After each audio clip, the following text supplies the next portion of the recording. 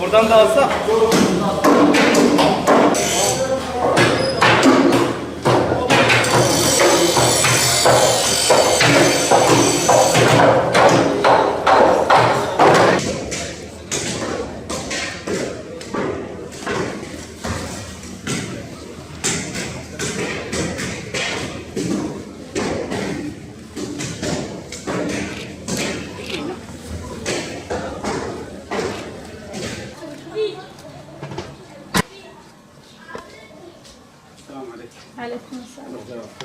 O da zılamın men yatalak bizim yatalak ana yatalak ale zılamın men isal kalbi maaşı kiriye şekli he tansiyonu he ve kalbişan der derket kudüsler razı zaruk kem tefhiren Allah imzaki bayılır.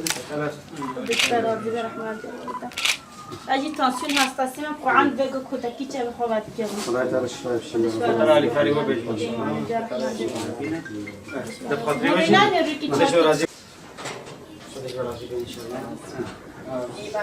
Bayramlar diliyorum. Selamun Aleyküm. Razak khair. Ajwa ida kurban है पैदे अलवा में हम पतला लिखारी हुआ है इंशाल्लाह दुर्मा हुआ है इंशाल्लाह İslam şey işte.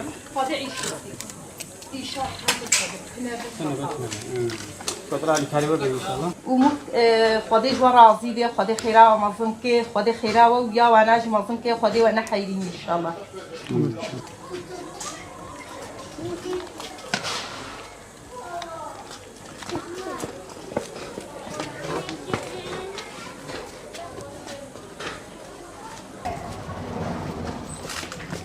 السلام عليكم. دار مبارك الله وبركاته. ما اسمكم؟ أجل أم كربانية.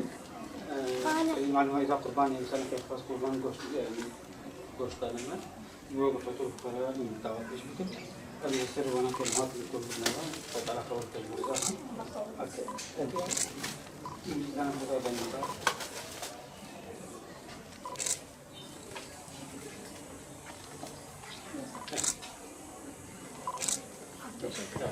Allah yardımcınız olsun inşallah. Dua edin. Kervandan bir senedir yardım alıyorum.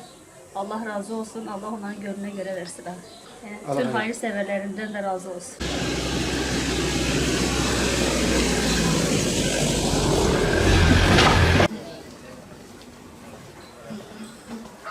Selamun Aleyküm.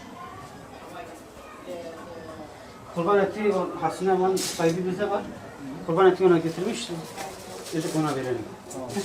Allah kabul eylesin inşallah. Bismillahirrahmanirrahim. Öncelikle tüm İslam aleminin, özellikle de Batman halkımızın mübarek Kurban Bayramlarını tebrik ediyoruz. Mübarek Kurban Bayramı'nın bütün İslam aleminin zulüm altında inleyen bütün Müslümanların kurtuluşuna vesile olmasını da niyaz ediyoruz Yüce Allah'tan. Malum olduğu üzere her yıl yüzlerce kurban kesimi vekalet doğrultusunda Batman'ın en nezih ortamlarında olan mezbahanesinde kesimlerimizi gerçekleştiriyoruz. Bu yılda 2020 yılı içerisinde malumunuz olduğu üzere pandemi hastalığı, salgın hastalıktan dolayı çalışmalarımızı aksatmamaya çalışarak sosyal mesafeye uyarak, pandemi çerçevesinde alınan kararlara uyarak hayırseverlerin bize vermiş oldukları vekaletleri doğrultusunda yine tekrardan yüzlerce kurbanımızı dün bayram namazından hemen sonra vekaletleri doğrultusunda kurban kesimlerimizi gerçekleştirdik.